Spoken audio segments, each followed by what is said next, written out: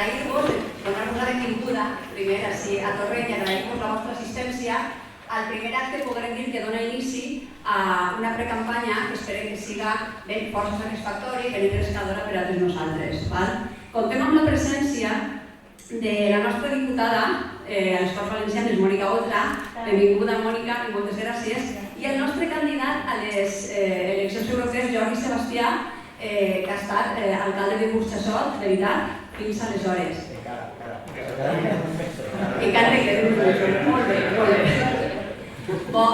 Sí que m'agradaria que tinguérem en compte, com estava dient abans, que és aquest un acte molt important per a tots nosaltres, perquè el que pretén d'una manera molt informal i gens protocolària plantejar unes reflexions al voltant del que suposa, del que espera Compromís d'una Europa que pensa més en les persones, una Europa, d'ahir el títol precisament, que dona, diguem-ne, l'epígraf sota el qual se titula aquesta xerrada, però una Europa de les persones molt enfrontada a la idea que estem patint dels governants, que d'alguna manera detenten el poder en aquests moments, que pensen més en una Europa dels estats, la qual cosa corre en contra moltes vegades dels nostres interessos com a ciutadans europeus. No m'agradaria estendre'm massa, però no vull deixar de nomenar que la nostra companya, perquè companya és alcalde a la fi, Mònica, acaba de realitzar una visita al ciutat de Cremona, i jo també, té raó que també està en la samarreta.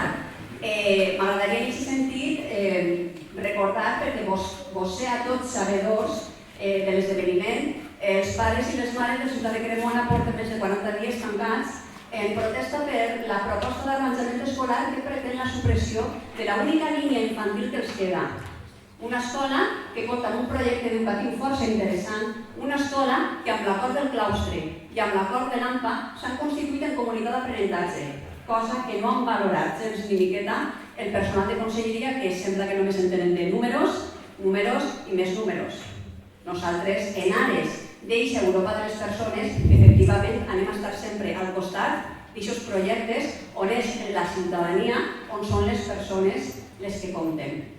Tampoc no m'agradaria acabar la meva intervenció sense convidar-vos a tots els assistents a que vingueu, a que assistiu a les nostres assemblees, a les nostres reunions que se venen celebrant des de temps, jo diria, quasi immemorials, no? Perquè sí, perquè podem parlar en aquests termes. Venen celebrant-se els dimarts, a partir de les 9:30, a la Seu, així a Torrent. La teniu, si de cas que per algú que no ho sabera, la Seu està ubicada en el carrer de Sedadí, Cantor Hernández Manillos, front al Col·legi López de Vega.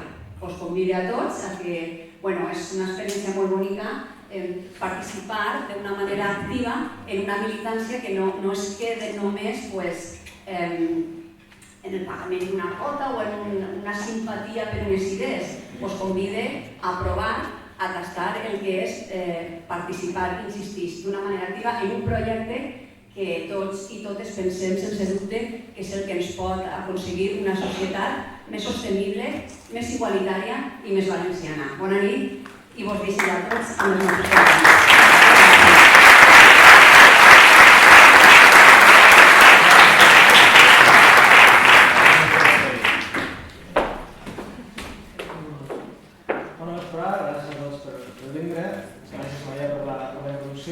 Volíem fer un acte una miqueta més informal, més desenfadat, i per això ens hem posat a aquesta disposició.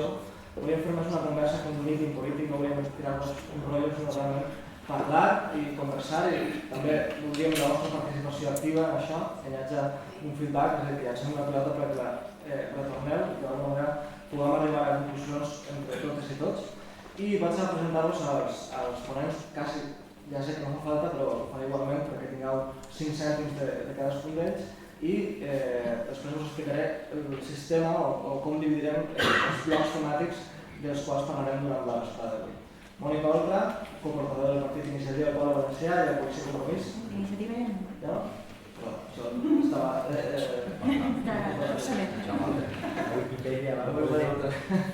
Diputada per València a les Corts Valencianes del 2007, és llicenciada en Dret per l'Universitat de València i compatible de tasca diputada amb la d'advocada. Moltes vegades els mitjans de comunicació, alguns mitjans de comunicació privats i públics, quan tenim d'això, han tractat de reduir el seu treball polític, el seu fons d'armari, però Mònica ha demostrat per activa i per passiva ser una de les diputades més actives de les Corts Valencianes i també tindre una empatia i una complicitat amb els ciutadans i les ciutadanes que l'han portat a ser una de les polítiques més estimades del nostre país.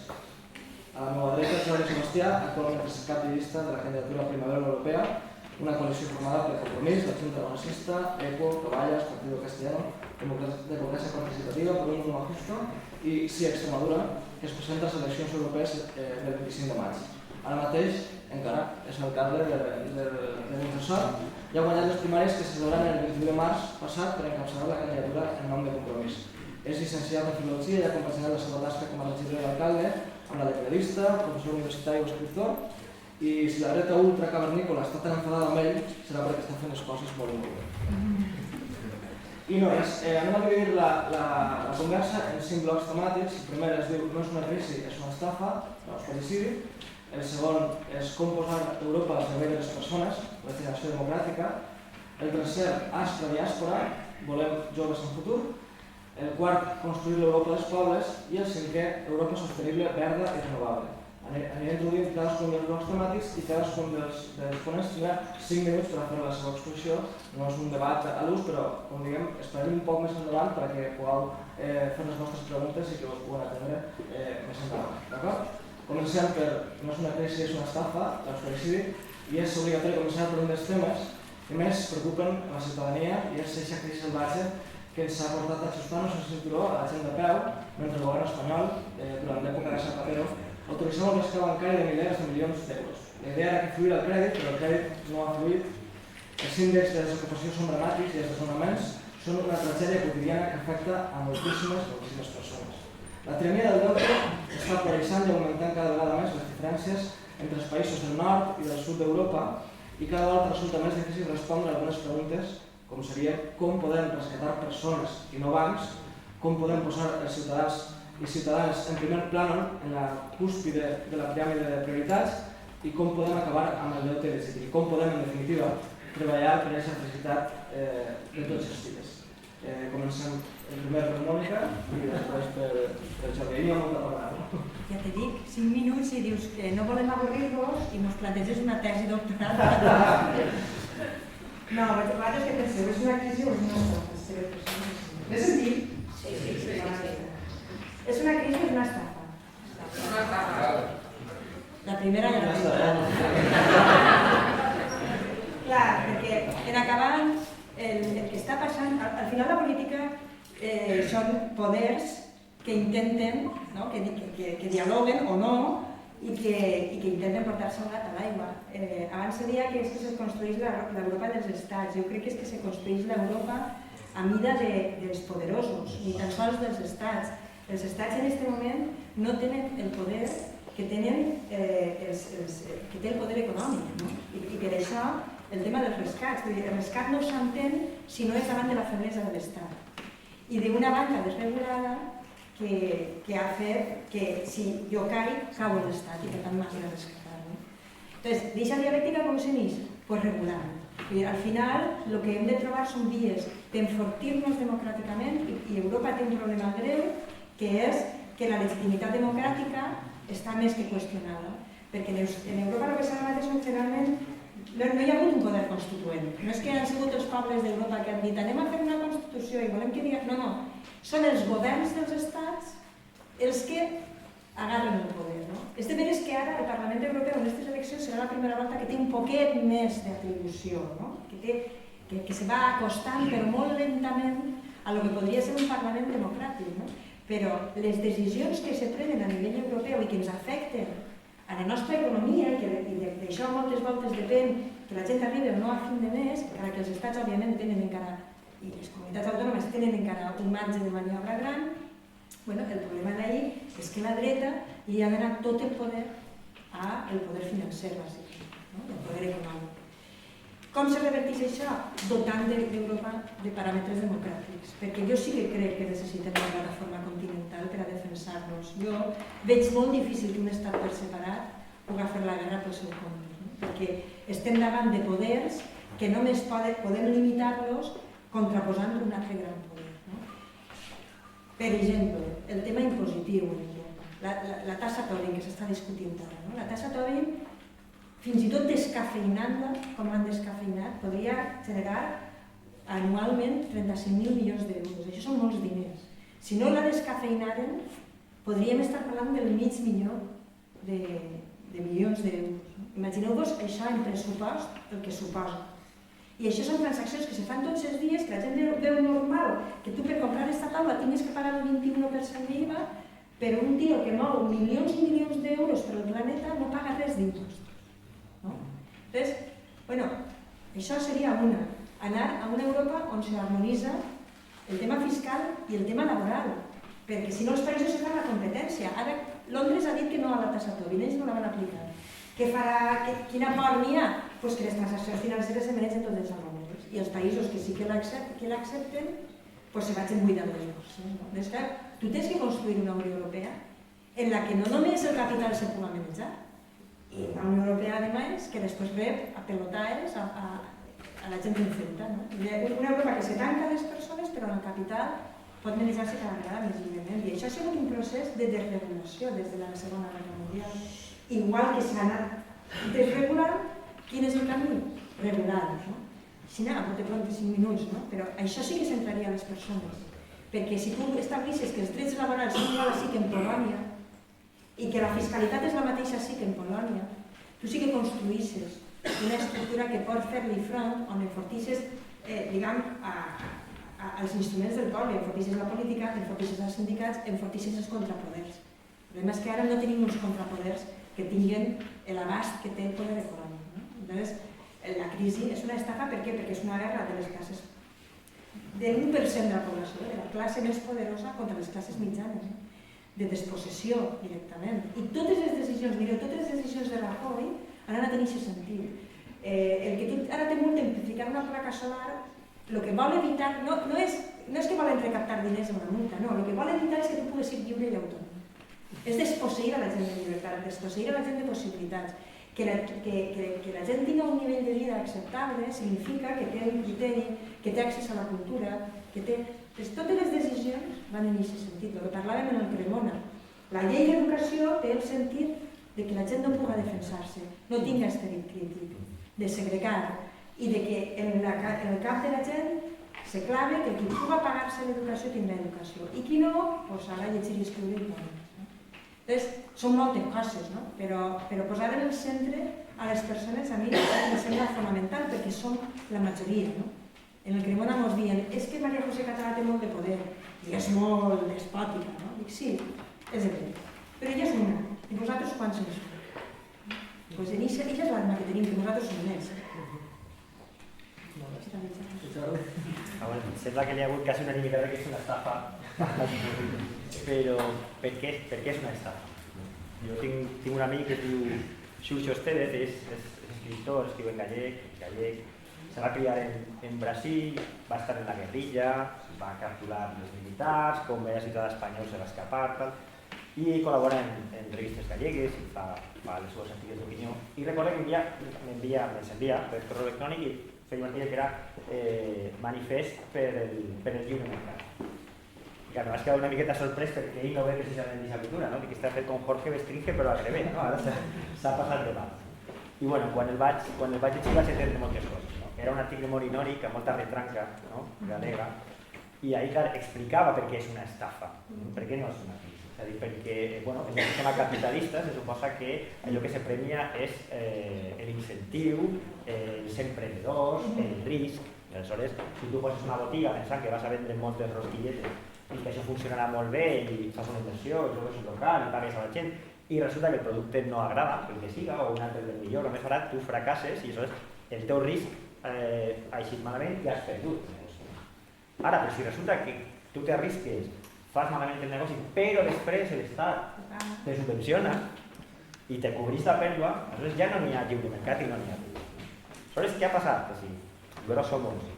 Que uns bancs, que sobretot estan en els països del nord d'Europa, especialment en el centre d'Europa, especialment en Alemanya, Gran Bretanya, han prestat diners a uns bancs espanyols, alguns dels quals semipúblics, perquè al final en els bancs, se'n recordeu de la Caixa, la Camp, nosaltres tampoc podem estar molt orgullosos de la gestió que ha fet aquella gent sola, i aquesta gent ha invertit molt malament, ha donat uns préstecs en unes condicions horripilants, ha apostat per el monopoli de la ratxola i ha fracassat, s'ha arriscat i ha perdut. Fins ahí és una crisi, però si la crisi es la fan pagar els ciutadans en diners públics, això és una estafa. I aquesta és la diferència d'una cosa i l'altra.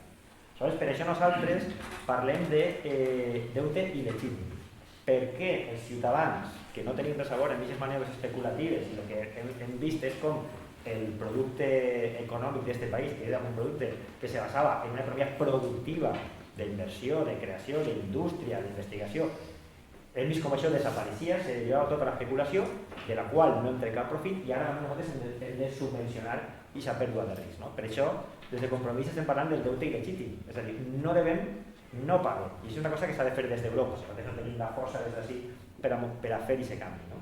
Però probablement no, amb tota seguretat, si no haguem de pagar aquest deute il·legítim, no estaríem en la situació que estem.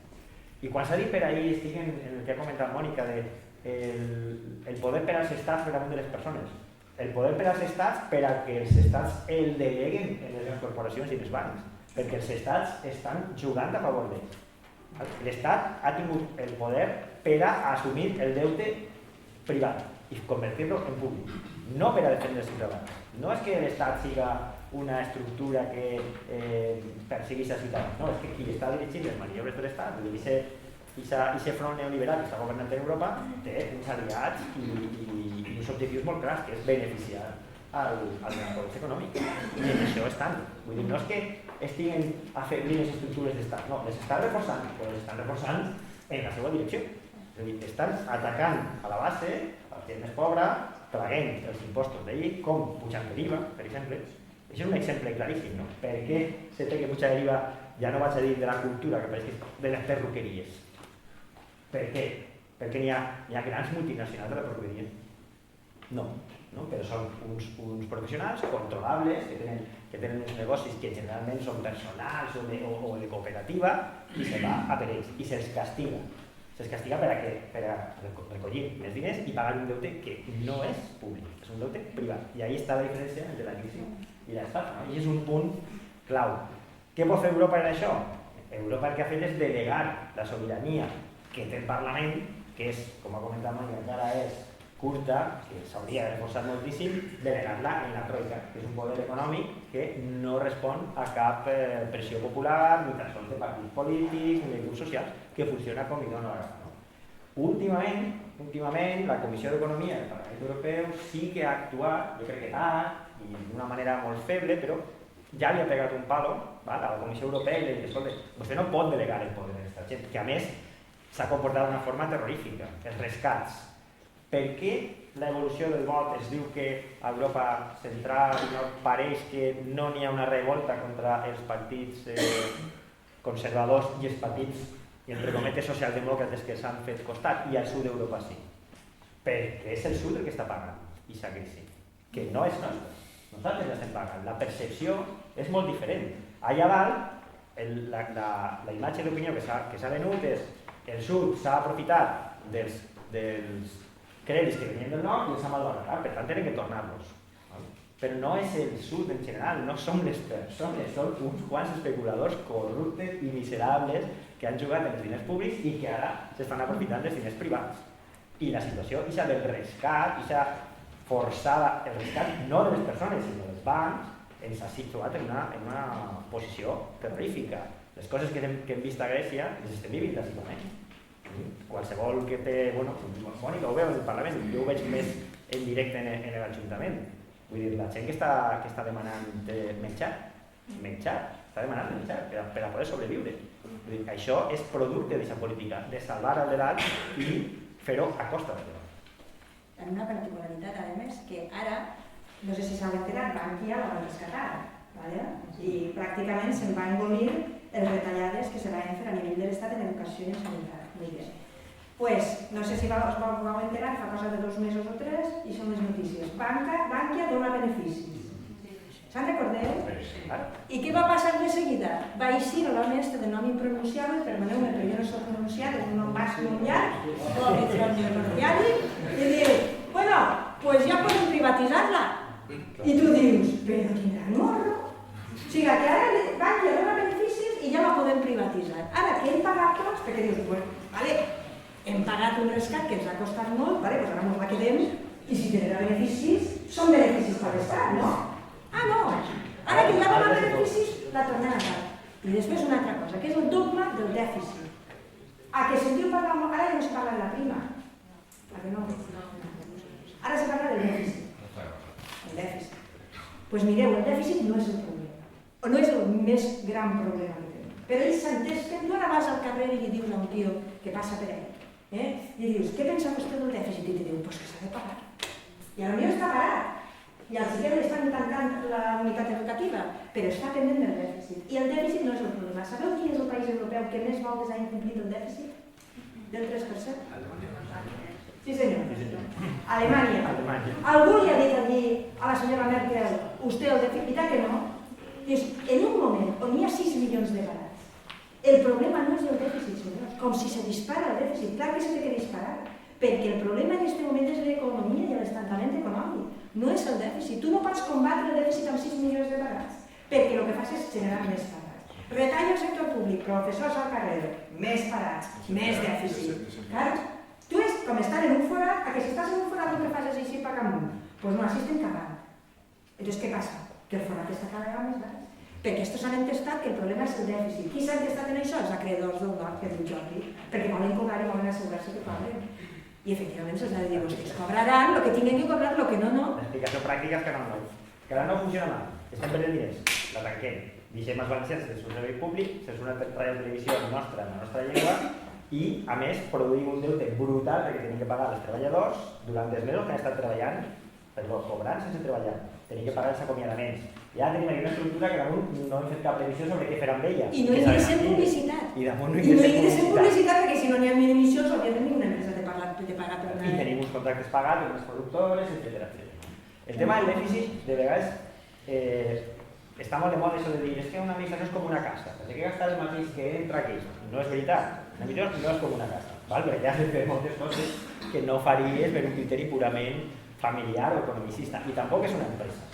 Tampoc és una empresa, perquè si no, el negoci de comprar llibres, catalogar-los i prestar-los gratis, el tancarien. Això diu biblioteca pública. Una administració no és ni una empresa ni és una casa.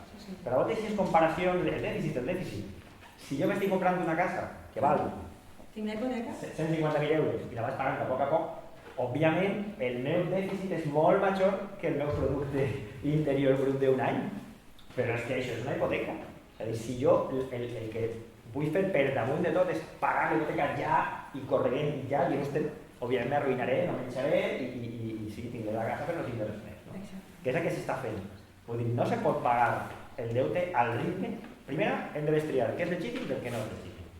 I segona, hem de marcar un ritme que no siga incompatible amb el benestar social, amb la justícia social mínima. És a dir, que la gent pugui tindre una educació, una sanitat i menjar. És que jo estic parlant ja de menjar perquè són les coses que estem mirant en el dia. I l'altre dia l'informe sobre la pobresa infantil a Europa. Un president d'un govern que estan dient que el seu país està només per damunt de Romania en la Unió Europea, jo no hagués pogut dormir, no sé, ja mai, no fer alguna cosa. No, la respuesta va a ser sí y no.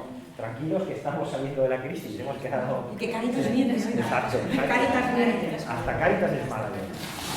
Bueno, deixem aquest tema, però introduïm un altre tema que estan molt relacionats, no? Que seria com posar Europa al servei de les persones i parlar d'una regeneració democràtica, que suposo que va molt de la llengua que esteu dient.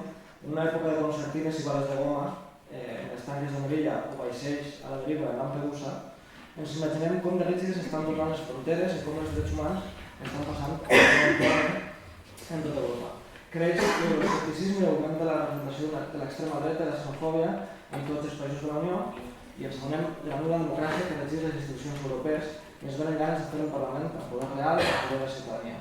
La troika, com deies abans, no la tria ningú i ens està imposant el nostre futur que s'hauria de color negre. Imagineu-vos per un moment que teniu així una pantalla i l'ordinador i que connectem l'Skype per a poder fer una videoconferència amb Angela Merkel o amb Christine Lagarde. Què els diu? Teniu l'oportunitat de parlar? Qualsevol cosa ho podríem dir.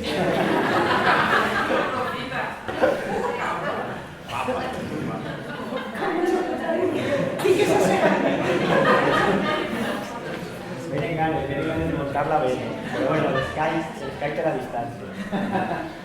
Ahora, yo diferenciaría, porque por una banda, Angela Merkel ens agrada no l'han votat.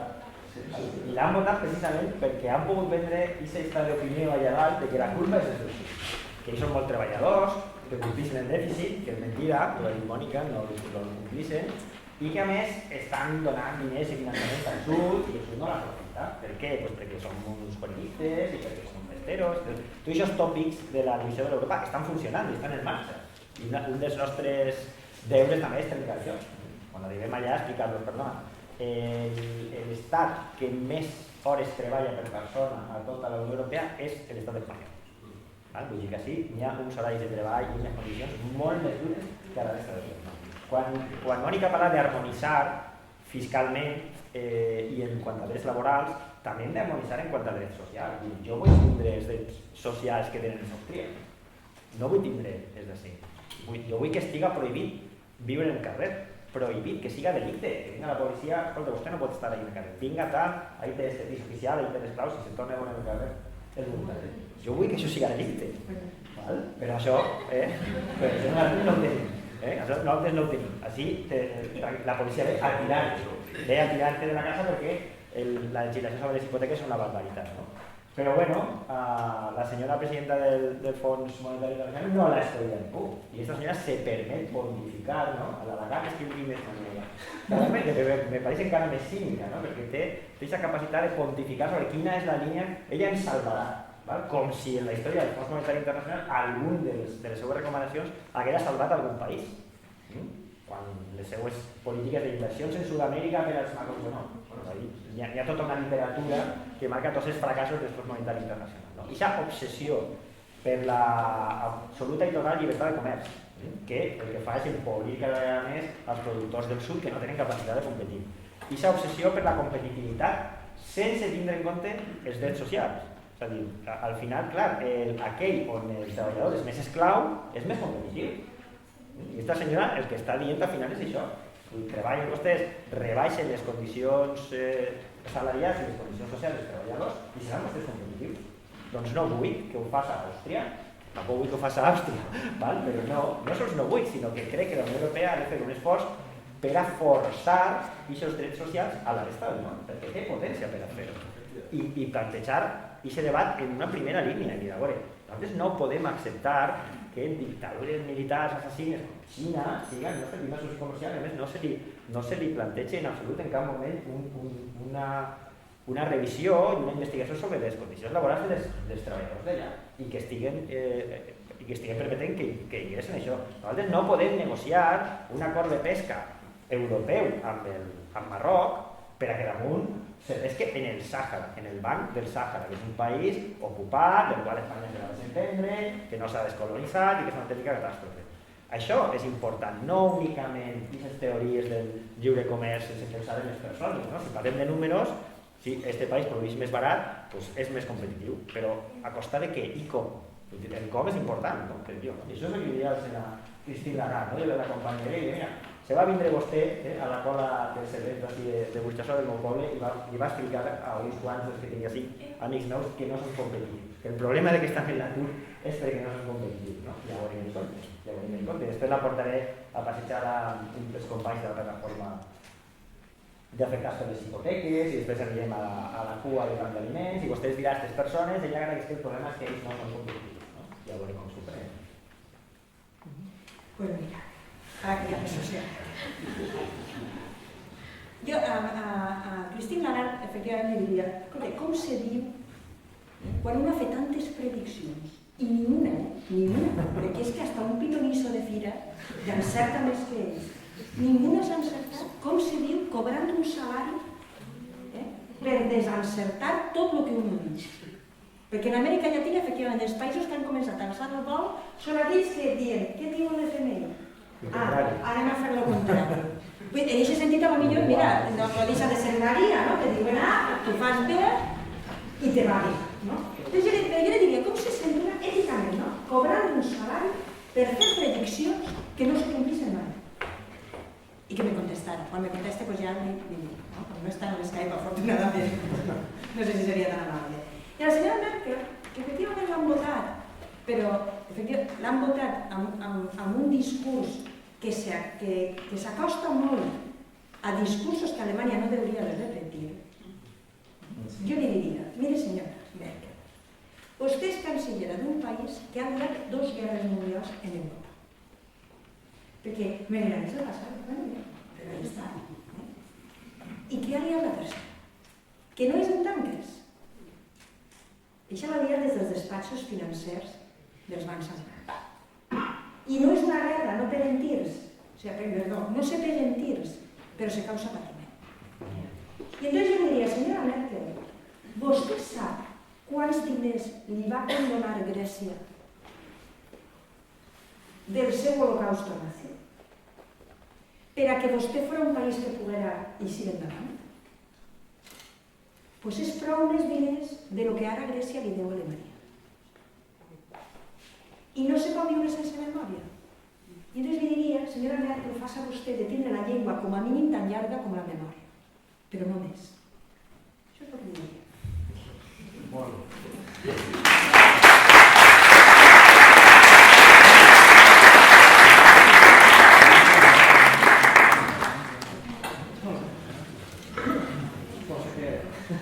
No s'ho prendria bé. No s'ho prendria bé.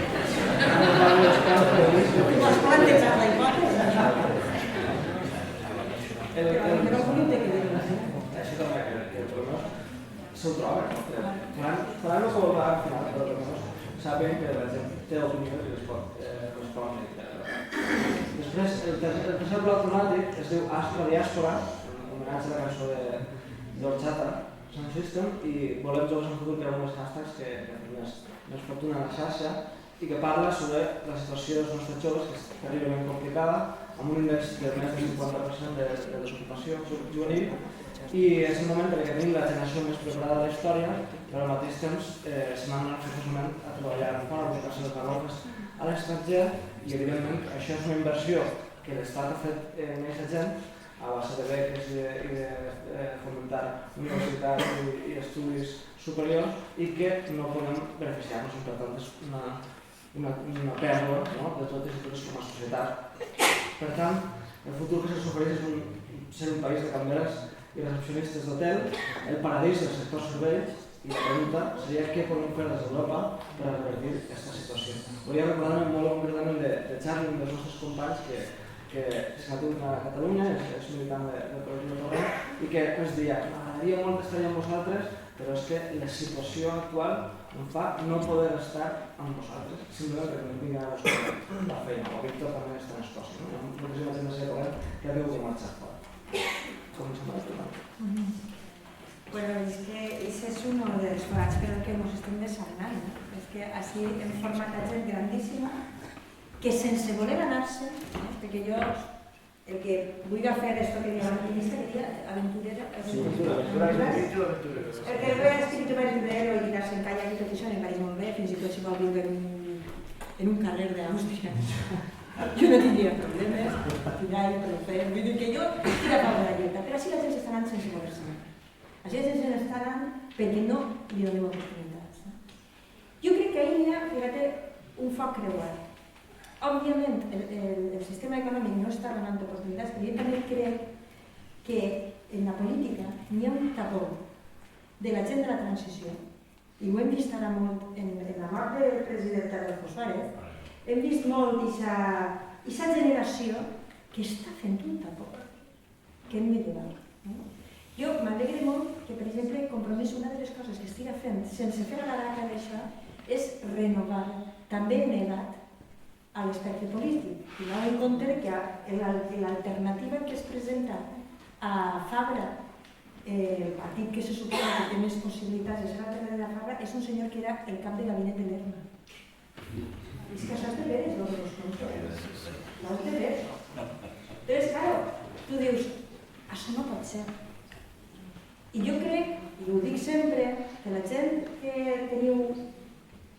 menys de 30 anys heu d'agarrar ja camí i dir, mireu, anem a posar-se.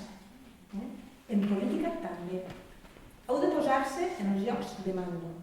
Perquè per molt que el sistema millore, si tu tens un tapó polític, i està aquest tapó polític, no deixen créixer-le.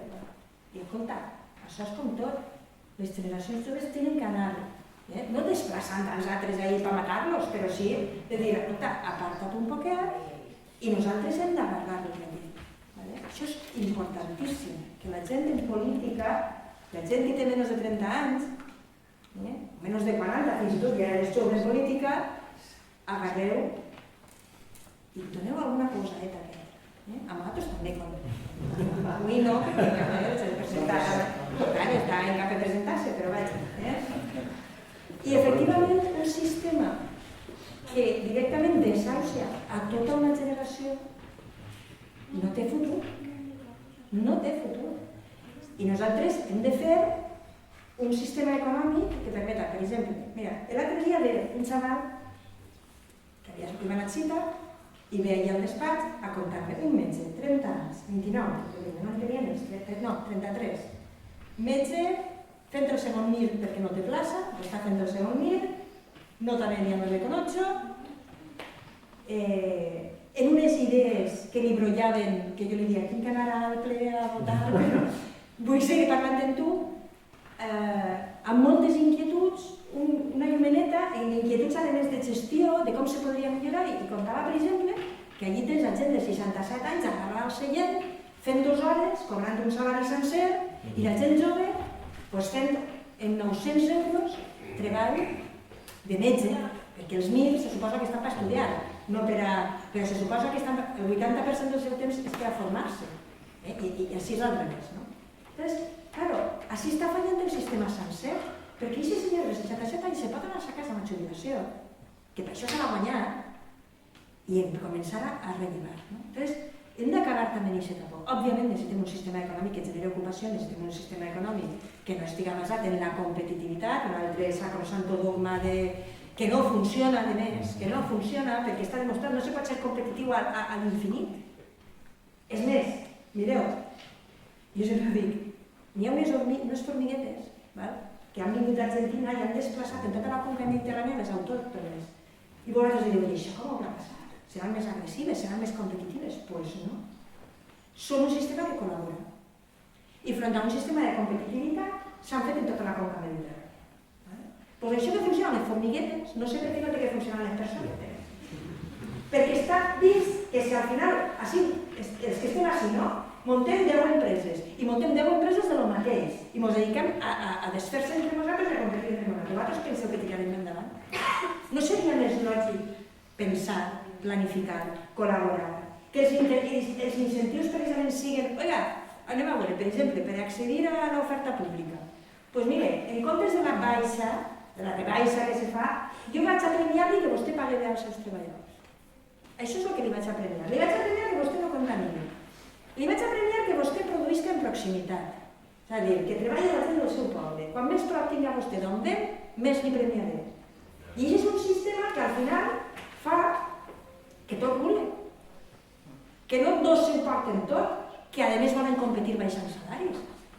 Este xaval també me contava. Resulta, claro, efectivament, perquè després la competitivitat, saps? I el libre mercado. Vosaltres heu vist la gasolina en un puesto que estiga barata? Que estan totes al mateix preu. Això és casual? Doncs no. Doncs això ho parlen i diuen tu un cèntim més barat i jo demà un cèntim més barat. Però així no se maneja res. Això de l'oferta a la demanda, Adam Smith era el idealista més gran que els utòpics. I aleshores, però és que a més el dogma no funciona perquè sempre tindràs un lloc on no estiga disposat a treballar per un plat d'arròs. O per mig, i després per un plat cada 2 dies. Aleshores, també me contava. Resulta que a mi inventat nosaltres així en València una maquineta en la que t'operen i no tenen que fer un tall molt gran. No és la laparoscòpia, és una altra cosa més sofisticada, que opera tumors. I entonces, això ho han fet en oncologia també en comú, en el clínic i tal. I entonces no sé com ho fa la maquineta, però el cas és que la maquineta fa xup i se menja el tumor i molt bé, no sé explicar-ho. Entonces, claro, això és una patente que és la canya, perquè això és una màquina que voldrà tot el món. Entonces, en comptes d'agarrar, anar-nos als Estats Units i vendre-li la maquineta aquesta, com que no s'està produint perquè no n'hi ha ningú que invertisca en aquesta producció, i tu dius, però anem a veure, senyor Fabra, per què no agarra vostè i comença a fabricar la patent, que tenim la patent, i comença a vendre? Però és que clar, a mi quan me dic que diu una maquineta, diu, se'n fabriquen 3 a l'any. Imagineu-se que en fabricaran 300 o 3.000, i serien ingressos. Les universitats, per a tindre... Això també és competir, però això és competir en sa, que és, jo invente algo que és la repera i que a més es va en persones i d'això en trac profit, que és la innovació, i més. Però així no, així anem a competir amb la Xina. El tema dels joves, a veure, nosaltres hem de tenir en compte que els poders públics bàsicament l'existen. Els executen, però està el poder d'executar. Clar, la legislació espanyola, que al final és la que té la competència sobre el treball, així cap a on ha anat en els últims anys? Ha anat allargant la jubilació, és a dir, aquest recanvi generacional que comenta Mònica, cada volta se complica més, i ha anat allargant les possibilitats de contractes precaris per als joves. És a dir, si continuem en aquesta línia, arribarem al súmmum, i no estem tan lluny, que una persona podrà passar de ser becària a rebre una pensió no contributiva. Perquè no li haurà donat temps en tota la seva vida d'haver pogut treballar, que és el que s'està fent. Això és clar. Per què els joves no troben feina? Els joves feina perquè el sistema, primera, no hi ha economia productiva, s'ha d'encarregar tota i hem anat tots a l'especulació. Jo conec exemples d'empresaris, empresaris mitjans, algun ja mig grandet, que fins i tot han tancat i han venut la nau per a fer finca, per a fer un pall allí, perquè se guanyaven més diners. Perquè clar, la productivitat que podies treure d'un pall i aquest pelotazo era damunt 100 agent urbanitzador sense tindre cap risc, perquè no tenies ni propietat, anaves un crèdit a un banc col·lega o a una caixa col·lega i te la jugaves i podies recuperar el 300% de benefici en 3, clar, el benefici industrial de treballar amb 15 treballadors, una estructura fixa a un 15-20%, doncs no compensa, estaves fet el xalau. I per tant, tota l'economia productiva ha caigut. L'economia especulativa s'ha carregat i damunt la legislació que se fa en matèria laboral el que permet és tindre als joves en situació molt precària encàrrecs de responsabilitat. Us he comentat, Mònica, el tema dels MIR se repeteix en altres sectors. El becari a la setmana està exercint per responsabilitat. Jo soc periodista i en la premsa és l'escàndol. És l'escàndol. Els mitjans de comunicació estan expulsant als treballadors que tenien una plaça fixa i estan contractant becaris, que se suposa que estan en pràctiques, però a la setmana han fet la mateixa de portada. No és una becària en pràctiques la periodista que fa això. Jo fa anys vaig intentar vaig començar, no vaig poder acabar un documental sobre la diàspora de llicenciats, sobre gent preparada, valencians, joves, que se n'anaven a Catalunya i a les Illes Balears. Jo crec que va ser el nostre el primer símptoma de lo que després ja se faria. I clar, una de les coses que fèiem era anar en el Euromed el divendres per la vesprada. Que són velles com tota la gent, molta gent baixava de Barcelona i anava a distribuir-se per les diferents capitals del país per a veure la família. I el diumenge per la vesprada tornava a pujar i us baixaven a Tarragona, uns altres salts, no sé què. Els números eren brutals. Si els valencians que tenen en aquests moments una plaça de professor i de mestre a les Illes Balears celebraren les falles per fer-ho moros i cristians, el sistema educatiu balear tancava. És impossible que es mantingui. És impossible.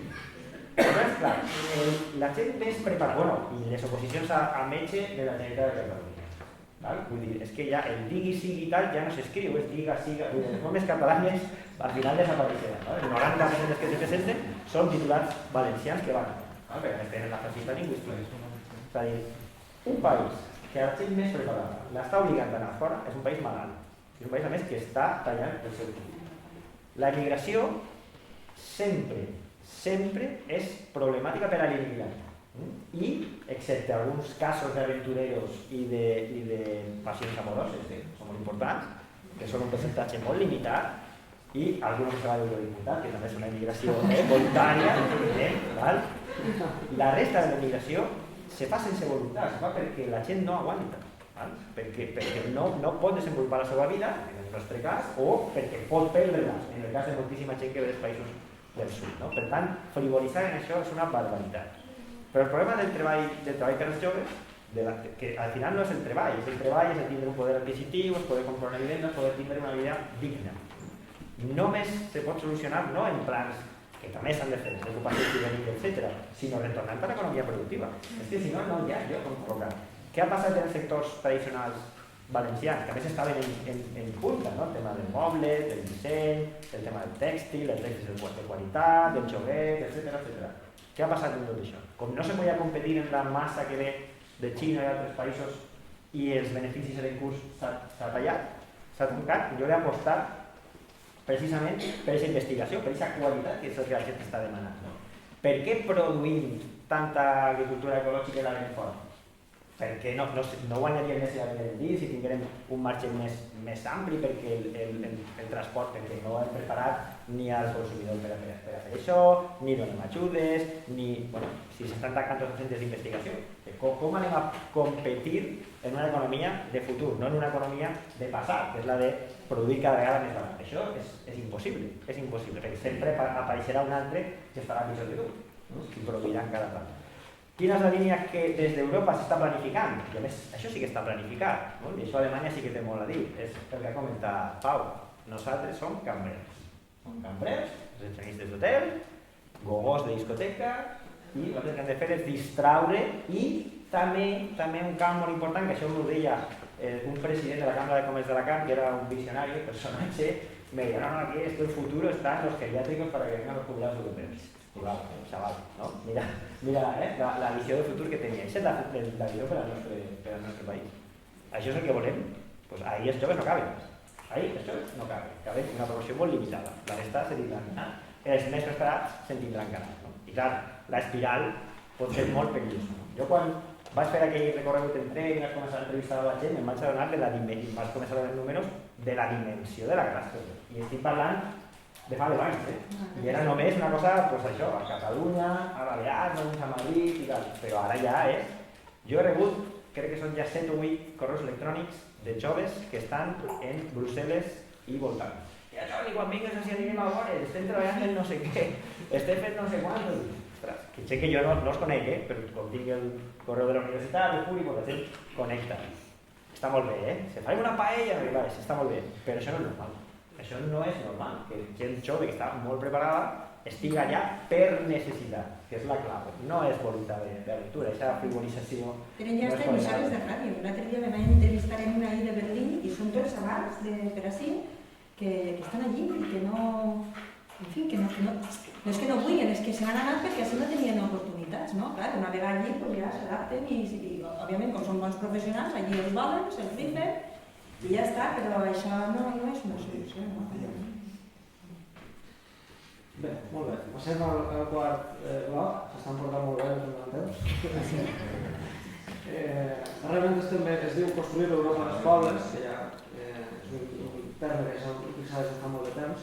Realment estem veient numerats els nostres drets culturals i lingüístics de manera sistemàtica, el tancament de moltíssimes ciutats del Parlament valencià, també el tema de l'educació del patrimoni, que està publicant res, i perpetrades que no consideren molt coneguda d'aquesta ciutat, no sé català, jo considero el mateix carrer, que amb un somriure i molt bones paraules està signant les sentències de mort de l'educació pública i posant en perill la supervivència de la nostra llengua i la nostra cultura de l'aidó. També hem conegut els últims anys casos de discriminació lingüística, ciutadans i ciutadanes per part de les forces de seguretat i per l'administració pública que han tingut una certa repercussió a la premsa. Què podem fer per reivindicar la nostra llengua i la nostra cultura davant de les institucions europees? Quan Jordi sigueu diputat, que ho serà, què podrà fer per garantir la sostenibilitat cultural i protegir la biodiversitat identitària de l'estat espanyol? Òbviament. Si la pregunta és què pot fer Jordi... Bé, a veure, hi ha un moment en què la Comunitat Econòmica Europea, la CE, se planteja anar més enllà i aleshores és quan s'amplia el nombre de països i se crea la Unió Europea. Hi ha un tractat de la Unió Europea, que no sé per què és poc esmentat, que és la base en principi legal i la base ideal d'aquesta Unió Europea, que diu coses molt interessants. I jo, de tant en tant, llegia alguns fragments, ara quan fèiem els bolos de les primàries, llegia algun fragment, perquè està tot més o menys escrit ahí, inventat. Tampoc no estem proclamant Europa per a les persones, una Europa social, una Europa diversa, tot això està en aquest tractat. No? I un dels punts que diu és que la Unió Europea defendrà i protegirà la diversitat cultural i lingüística com a una mostra de la seva riquesa. Per tant, si ho diu, ho ha de complir. En aquests moments, sabeu que el català no és oficial al Parlament Europeu, no importa que el parlen molts milions de persones, sinó que no té un estat darrere. En canvi, sí que ho és el maltès, que té un estat darrere, tot i que el nombre de persones que el parlen no m'acordo quan és, però crec que no arriben a 40, 50.000. Molt poquet. Per tant, nosaltres el que hem de, no hem d'exigir coses noves a la Unió Europea. El que hem de fer és que realment complisca el seu tractat i complisca les seues declaracions i resolucions, perquè n'hi ha hagut condemnes a l'estat espanyol i a l'estat francès per part de la Unió Europea per marginació lingüística, per discriminació. I per tant no se pot tolerar, per exemple, estava comentant Pau de que se tanquen les línies en valencià, de que les forces de seguretat detinguen a una persona i a més l'acusen quasi de rebel·lia perquè s'ha contestat en valencià, etc. I quan estem parlant de bilingüisme, és un terme que s'utilitza de forma molt perversa, perquè així bilingües som uns quants, nosaltres som monolingües. I per tant, si el que volem és viure en harmonia, la voluntat d'entendre'ns i la voluntat que les llengües siguin oficials i riques, etc., ha de ser la mateixa per part de tots. I això la gent ho entén quan no utilitza la llengua com una forma d'enfrontar, sinó quan la utilitza com una forma de comunicar i a més de sentir-te orgullós. Jo recorde una cosa que em va agradar moltíssim, va ser l'única manifestació que se sàpiga en els últims 50 anys en Aras de los Olmos, que van ser els xiquets de l'escola, tots, unanimitat, crec que n'hi ha 15, però bueno, estaven tots ahí manifestant-se, perquè els havien llevat la professora de valencià. Y la recuerda que habían fijado ahí, somos churricos, pero queremos aprender valenciano. Pero también valencianicos. Pero queremos aprender valenciano. Y que no es un tema d'enfrontament, de que com allí i tal, l'havien llevat per arreglar, i això ja fa molt de temps, ja començaven les 3 línies, perquè pensaven que allò era una cosa que no és veritat. Utilitzar la llengua com a arma d'enfrontament és una estructura, és una idea que sempre ha fet i ha utilitzat la dreta des del país. Plantejar qüestions absolutament irracionals, com l'origen del valencià en l'IBE i les autèntiques aberracions. Jo sempre dic, si el valencià no és català, els aeroports no necessiten avions. Això se compleix sistemàticament. Si comences en la burrera filològica, acabes en la burrera financera, infraestructures i de tot. La racionalitat s'apodera de la política. Se pot treballar en Europa per això? Sí. Se pot reivindicar? Sí. Però ahir hem de ser totalment realistes en que hi ha uns quants estats que això ho tenen com una qüestió de fe i faran tot el possible per a que això no avanci, que són Espanya. França, per exemple, és un estat centralista radical que la seva diversitat lingüística comença a reconèixer-la i molt feblement. Els companys de Catalunya Nord, de Bretanya i tal, saben com han estat castigats. Però Europa té en el seu origen aquesta diversitat i la reconeix en el tractat de la Unió Europea. Nosaltres hem d'anar ahí i pegar canya, i ser contundents i dir com anem a sentir que aquesta institució és propera a nosaltres si no me deixen parlar en la llengua que parlo jo en la meva xita o en la meva família. Aleshores no sentiré com a meu deixen parlar. Que hi ha traductors de tot, hi ha no sé quants traductors de maltès per acompanyar els maltesos, que al final no estem parlant de tant, no passa absolutament res. Hi ha representants de diversos partits que no utilitzen la llengua la llengua de l'Estat per a fer crítica, la gent d'Esquerra o de Convergència que parlen anglès per a fer la pulla, els del bloc nacionalista galego parlaven en portuguès, tampoc podem utilitzar-lo també, però la qüestió és denunciar i ser sistemàtics, i jo crec que està bé que arribi gent que siga perquè Catalunya ja té allí, ja existeix a Europa, nosaltres encara no, només existim com els que hem malversat els fons europeus en la ciutat de la LUC i aquestes coses, jo sí que ens coneixem, però bueno, dir-los, escolta, jo estic amb aquesta gent, la signa una llengua, s'ha d'utilitzar, si no, difícilment se sentirem en comunió amb una institució que no s'ha deixat utilitzar, que bueno, tranquil·lament però amb molta contundència, pegar el canya ahí, pam, pam, pam, pam, insistentment. Se pot fer, s'ha de fer, i a més Europa té un comitè de les regions que treballa en això, que s'intenta superar l'àmbit de l'Estat, que n'hi ha fronteres que són molt lineals, però que després resulta que no són reals, ni en quant als fluxos econòmics, ni les persones, ni lingüístiques, i que no passa res, la frontera no és sagrada, no? Tot el contrari, la frontera el que ha de fer és protegir a tots, a les fora i als veïns, i marcar, protegir sobretot al més pobre, protegir la seva diversitat, etc., però no ser una barrera per a que no hi hagi comunicació. O sigui, n'hi ha molta feina a fer, i Europa això de la diversitat ho reconeix, però no s'ho acaba de fer. O sigui, que hem de ser realistes i això és martellar contra un mur, però el de Berlín caigué, no? O sigui, que és qüestió d'anar a poquet i en constància. I és que això pensament me va fer moltes voltes, no? Però el que deia Jordi precisament és que les llengües han de servir per a unir, no per a convertir-se en una frontera o una separació en un mur. I aleshores jo m'he plantejat per què quan dues persones volen entendre's, veritat que és igual la llengua que parla cadascú? Quan dues persones tenen la voluntat d'entendre's, és igual que uno parla suajili i l'altre parla quechua, que acaben entenent-se. I aleshores jo dic, si això és així, que les persones acabem entenent-se quan volem, com podem, en el tema de la llengua, i més nosaltres que venim d'un conflicte lingüístic, que la dreta ha fet de la llengua sempre un conflicte per raons espúries i partidistes i de traure vots i de demonitzar l'altre, etc. Com podem trencar aquesta diàleg? A dins i a fora. I aleshores, jo al final he arribat a la conclusió que això s'ha de tractar com un tema dels animalets. Sabeu quin és el país que més biodiversitat té en la Unió Europea? Doncs Espanya. Nosaltres tenim més animalets de diversitat, sabeu? De tot el món. I aleshores, jo sempre dic, i tu en el Parlament Europeu estic segur que dius que l'escarabajo pelotero, no sé què, els muraris, està en perill d'extinció i tot el món té clar que aquest escarabajo pelotero no pot extingir-se. No? Fa poc, en una empresa petrolera, que ara no me'n recordo quin nom és, no sé si és ESO o una no me'n recordo, una dels Estats Units. No, no és Shell, és Texaco.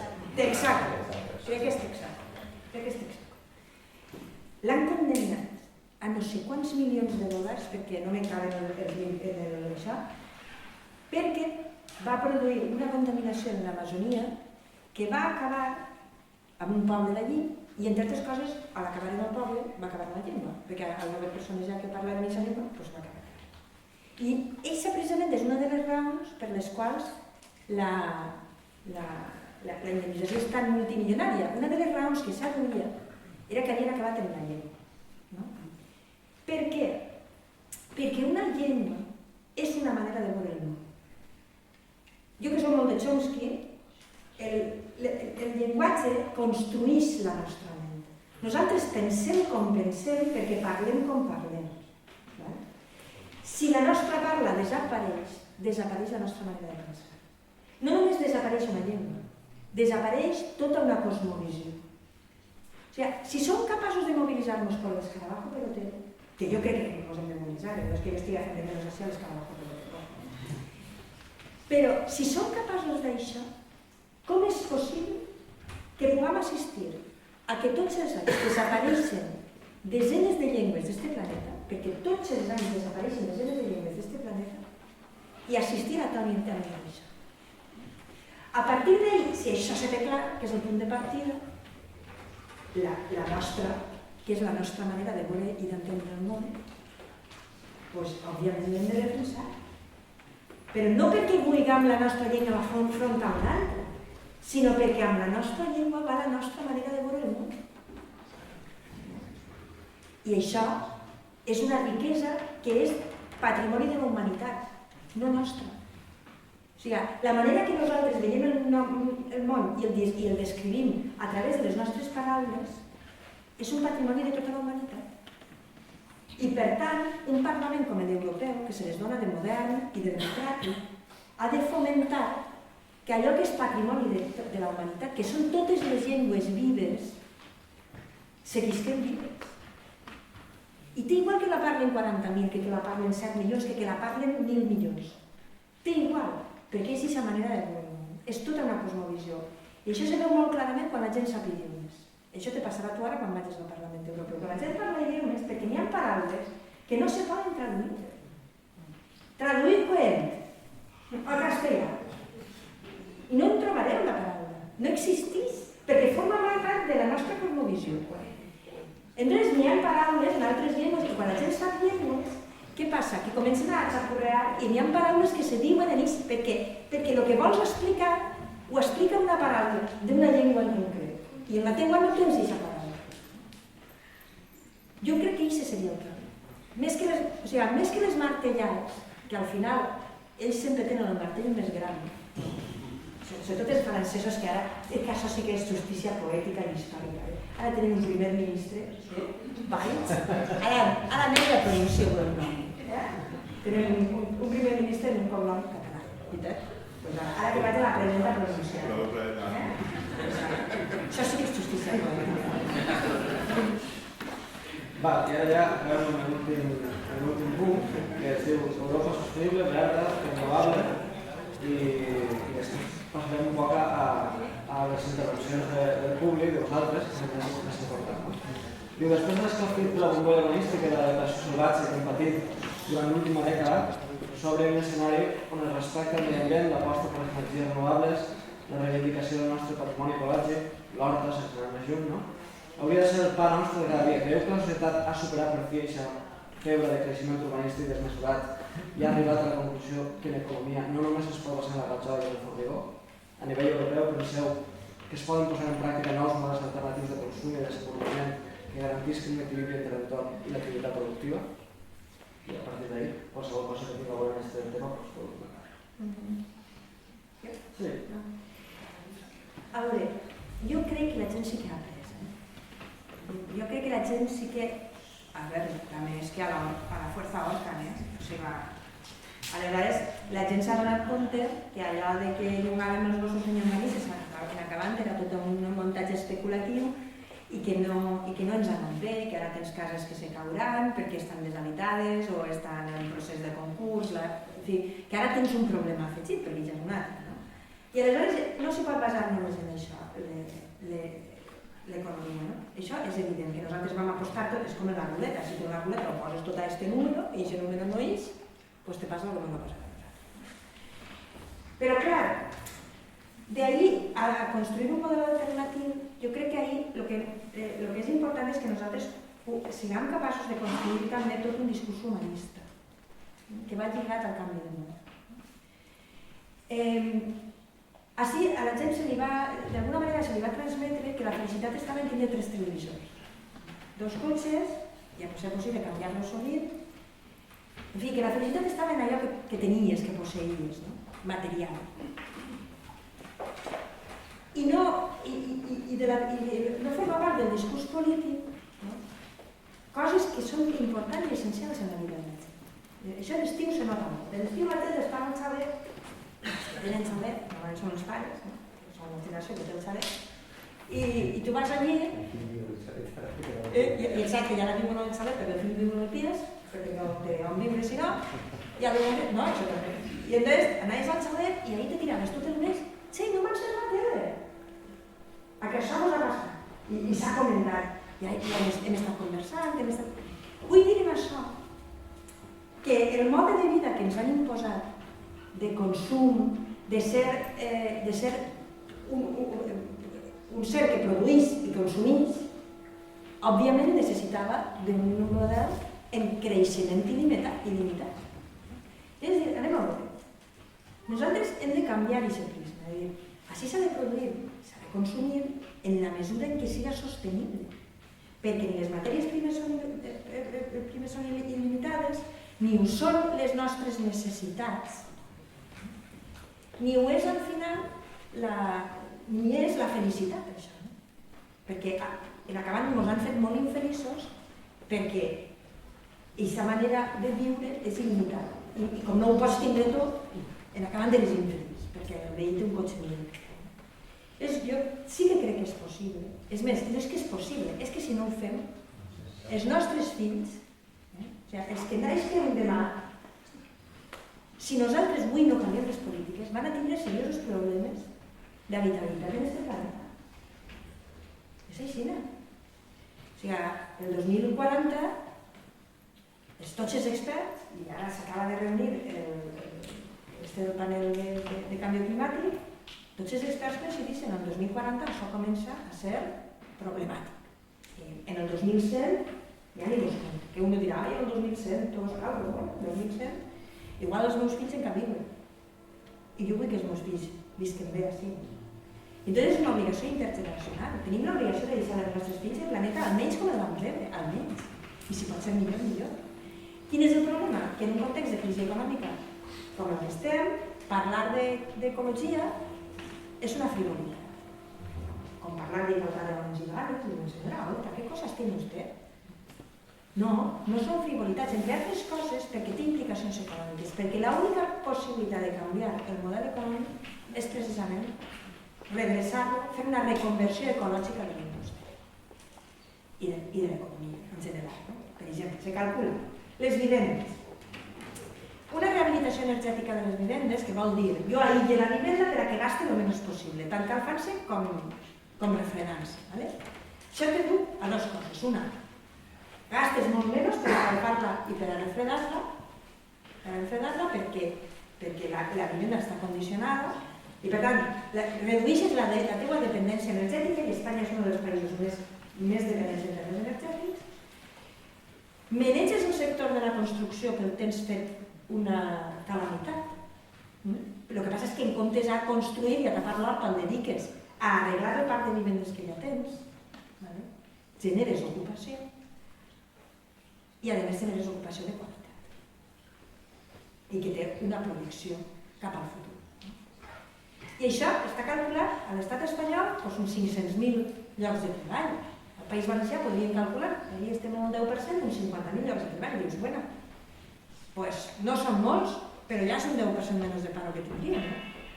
El mateix en altres tipus de sectors. Així, el que se pegara la frenada quan començàrem a ser punteros en Europa en el tema de la solar, això no té perdó de dir.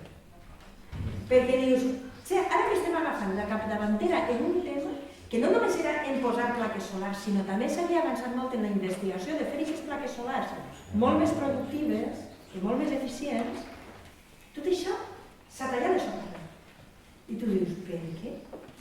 Perquè si hi ha un avantatge que tenim a Alemanya, és la senyora Merkel, també ho podem dir, si nosaltres tenemos más sol. És de veres tenim més hores de sol, que això és així. I aleshores, totes aquestes coses te durien a banda d'una política ecològica a tindre llocs de treball i a tindre una projecció de futur que en aquest moment no tenim. Per això no és que siga possible, és que és necessari. Diguem, la revolució serà ecològica o no serà? I en això, anirà a Jardí a pegar-se en Europa. Ahí no s'han de pegar tant, perquè Europa té un criteris molt clars. Les energètiques i tot això estem anant. Té uns criteris molt clars, el que passa és que en tot, tan malament com està funcionant Europa moltes coses, en seguir-la a la troika, a la línia de... En això no ho ha fet tan malament. El que passa és que el govern espanyol damunt s'ha votat totes les normatives europees. Perquè totes les normatives que estan preveient que hem de tallar, encara que siga per criteris economicistes, hem de tallar la dependència dels russos i dels algerians en el gas, perquè això és perillós, perquè aquesta gent ha de saber què farà. En Ucrània, què faran? En Ucrània, tal. I per tant, hem de potenciar l'energia, les energies renovables, nostres, sobirania energètica, solar, eòlica, etc. I arriba el senyor Rajoy i te fa un decretazo que si te col·loques una placa solar en la caseta i el camp, te detenen, te miren a presó i 60.000 euros per a començar a parlar, no?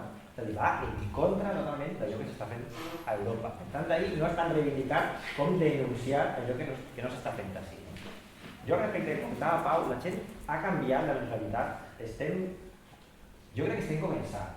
A veure, una de les lliçons que te dona la qüestió de l'alcaldia és que coneixes a moltíssima gent i descobreixes que en el teu poble n'hi ha de tots els colors.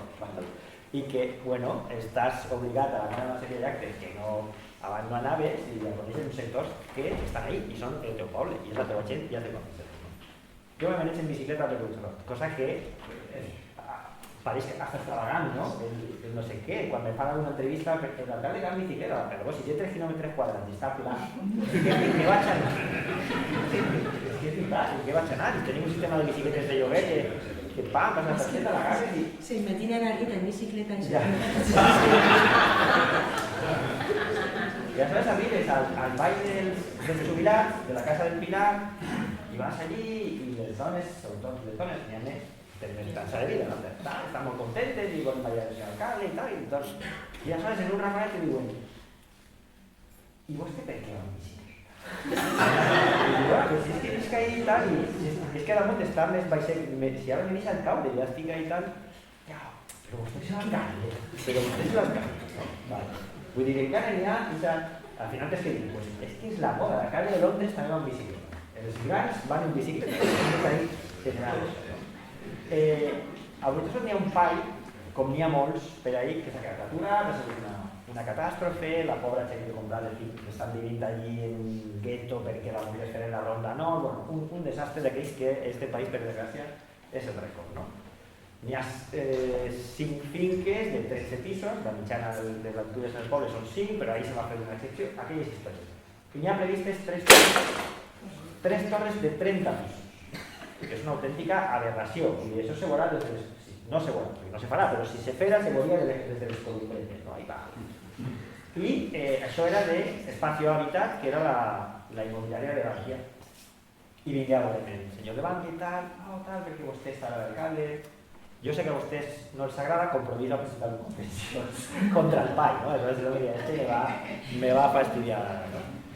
Guanyarem una part, això ho pergué, tal, i no, tot ara, jo dic que per desgràcia han acceptat la legalitat, no? Jo no estic d'acord en que jo crec que això és una aberració i tal, no, ara està parat, això és que ara, això quan comença a tirar, això és que jo li dic, però vostè sí que si ha fet 4 torres de 13 pisos i n'ha venut 10, que estan els pobres allí per la nit, que els fa por baixar perquè no viu ningú allí, i encara està pensant de fer les 3 torres de 30, de veritat que està pensant en això? Home, això té que millorar per què? Per ciència infusa, això té que millorar. Sí, això canviarà. Bueno, este pobre al final venia molt sovint i tal, al final se feien ja quasi amics, no? Que hi havia una relació, pues bueno, l'última volta vingué plorant a acomiadar-se de mi perquè ja l'havien despatxat, perquè com ja no és Bankia, era Bancaixa, ara és Bankia, ja manen des de Madrid, han vist que això no tira, han tancat la immobiliària, s'han despatxat, s'han llançat al carrer i hasta luego, no?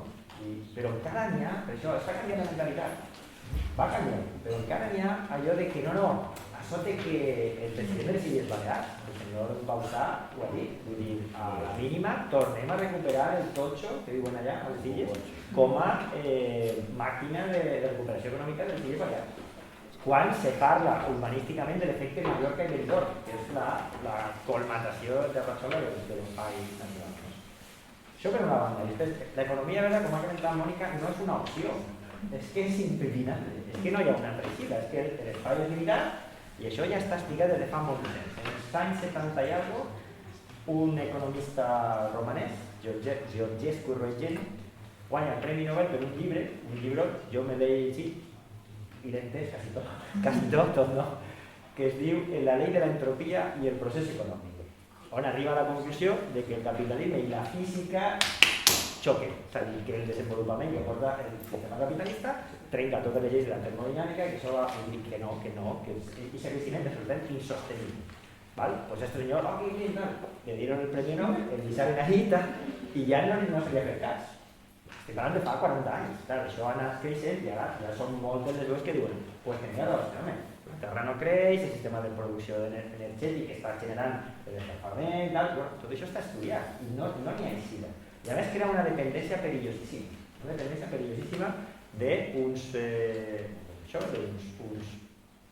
combustibles que contaminen, que s'esgoten, quan el nivell tecnològic que se té per aprofitar les renovables és molt alt, no? Que comentava Mònica. L'empresa Silke, la més important de l'Estat i una de les empreses pioneres d'Europa en producció i investigació en energia solar, estava en Catalunya. Ara està en Alemanya. L'empresa continua, però ja no és valenciana, ara és Alemanya. Se n'ha tingut d'anar en tot el desenvolupament tecnològic que havia fet. Per què? Perquè este govern encara continua amb l'esperança que tornen a la solar. I és així. Ha canviat la mentalitat. Jo crec que per part una bona part de la població sí, per part del govern del Partit Popular no. Estan esperant que torni la regulació. I com damunt, gràcies als crèdits que generosament els hem cobert als bancs, els preus dels pisos han baixat, però no el que haurien d'haver baixat per una economia de lliure mercat, perquè s'estarien regalant, si du vostè un quilo de taronges i regalem un endosado en la planxa, com això no ho han fet, estan esperant que torni. Per tant, és que s'hem de llevar bé, perquè s'estan conduint a una catàstrofe, perquè continuen obcecats en que això és el món. I està clar, i en Europa ja s'ha fa molt de temps, i això sí que és una aliada d'Europa, que per ahí no, els compromisos del 20% d'energia renovable per a tal any, del 30 per al 2020, continuar, així estem encara en els inicis. Per tant, encara que les propostes europees siguin públiques i s'hagin anat més enllà, només agafar el ritme d'Europa, ara mateix, per al nostre país ja seria la bomba. Més, si queda algú que encara creu que vagi pel Palau de l'Òpera, que jo he passat avui, i per l'amor de Déu. Jo, mira, l'altre dia teníem un debat ahir amb les coses que s'hi pintaven, que si ficaven una altra vegada trencadís, que si ficaven alumini, que li vaig dir, si fiquen alumini, fiquen molt reciclat, per favor, perquè l'alumini, a més, sempre contamina la seva fabricació. Bueno, total, que avui he passat i l'he vist, perquè l'havia vist en fotos, avui he passat i l'he vist, i dic, per l'amor de Déu, que el deixen així. Que el deixen així. M'ho va dir un periodista al País, diu, que el deixen així, dic, és de veres. És el monument del despropòsit. Està llistat el pelat, perquè han tingut que llevar els mecanismes perquè es caia, que el conseller Buch no sap quina empresa l'ha posat, però jo vaig a fer com Catón, tots els plens. Oiga, ja saben qui ha ficat el trencadís, perquè s'ha caigut el trencadís i ell encara no sap qui ho ha posat. I té uns pegats blancs ahí baix i dic, que el deixen així, és de veres, perquè és terapèutic passar per allí. És terapèutic, si algú se pensa que anem a tornar a les especulacions que passen per allí i ho miren. Espai publicitari, sabeu que podeu comprar un tros de l'autèntic trencadís que estava allí, que se subhasta en el 7 d'octubre i és per a una altra escola que està com esta en mala situació. Bé, arribem al final dels blocs temàtics. Us agradaria que fos vosaltres els que ajudeu les preguntes. Pau, este xic d'ací, anirà amb el micro i anar agafant torns de pregunta. I volíem saber, ja que tenim a Isabel, així, la companya Isabel de Paiporta, que també forma part de la llista de salut, si vol vindre a respondre les preguntes. Si vol,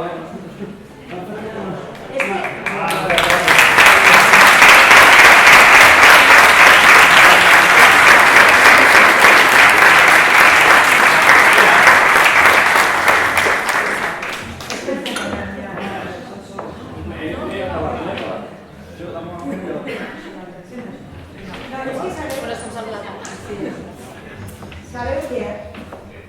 Isabel i Jordi són les dos ànimes de Compromís. Ella és una regidora en minoria, amb un PP en majoria absoluta, David contra Goliat i ha revolucionat a tot el poble. I ell està, i s'ha fet un lloc, i estic convençuda que el seu poble això li farà saber quan toqui una altra vegada presentar-se. I ell és un alcalde que ha fet gestió, que ha pogut des de l'alcaldia canviar la vida de la gent, i els dos, també un poquet David, per la bicicleta d'on he fet, l'altre dia estava en un tresor i en una secretària autonòmica de temes de la dona i tal, veient d'ahir un edifici, el cas és que ella plegava una bicicleta, i perquè no l'havíem avisat, perquè ja l'havíem avisat nosaltres, se posen a parlar i en seguida hi comença, podíem fer això, podíem fer l'altre, i aquella estava abrumada, diu, alcalde, no me lo creo, tal, dic, veus? Es que nosotros queremos mejor que vosotros, ¿no? Y entonces, els dos en el seu paper i són candidats a ser eurodiputats, pues per a mi és un orgull tindre-los així i que Isabel hagi pujat i que siguin les dues ànimes, no? Quan governem, ho fem bé, quan estem en l'oposició també. És una cosa.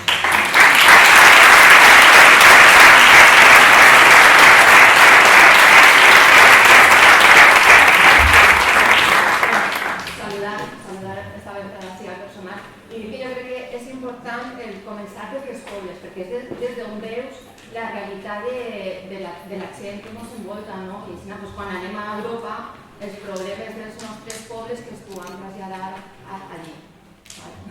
Però és important tindre parlamentàries del teu grup comunica que t'ajuden sempre. Una manera com fa falta i amb molta energia, molta energia. Y yo que muy venía de espectadora, no sé qué pero bueno. Totes les preguntes incòmodes de què passa en este col·legi, què passa en el soterrament de les vies, que no sé què, i les podeu passar que ja les defensa.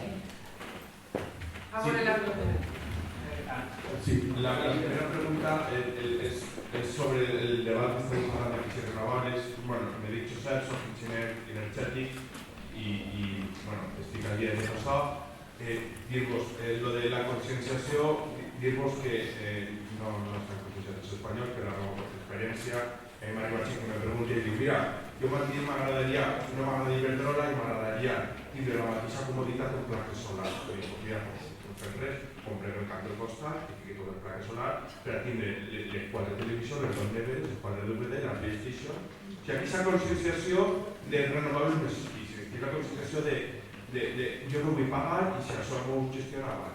I la segona cosa era, ho heu passat un poc per damunt i m'agradaria un poc també que incidireu. El que esteu dient del decret d'autoconsum, que jo ho he viscut, ho estic patint, no he existit encara, però d'això què van a dir que ja si l'esborrany ho han deixat caure i no s'ha necessitat, de que jo, el sol és tots els matins a les 6 del matí, Nostre Senyor m'ho regala el sol, jo me fico una placa solar, me veig un cable per una llum, i me tinc que ficar un comptador per pagar l'Iberdrola a un preu al quilowatt. Però si ho tenim tots en pie del sol.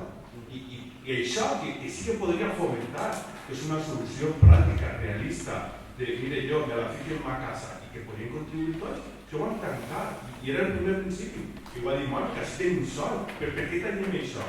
Bueno, jo sé per què ho talli, però és tan important. Podríem echar tota la indústria fotovoltaica del País Valencià, que s'ha perdut, els companys meus enginyers que han tingut d'anar, i pense que no s'està parlant prou, perquè crec que així podria ser una solució molt important i unicida a alguns problemes que tenim.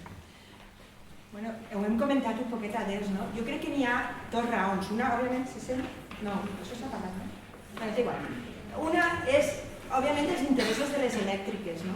Però n'hi ha una altra raó, que jo crec que és molt més ideològica i profunda. I és que si a tu no te deixen fer això de la placa, tu no eres una persona lliure. Vull dir, la placa te permet ser lliure i no dependre d'altres. ¿Vale? I en la mesura que siguem persones lliures que no tenim independències, els grans, ¿vale? Són persones perilloses. Aleshores té 2 raons. Òbviament els interessos econòmics de les elèctriques, però també la raó ideològica profunda, i és que te desposseïs de la teua possibilitat de ser autònom. En aquest cas per a consumir energia, però per a qualsevol altra cosa.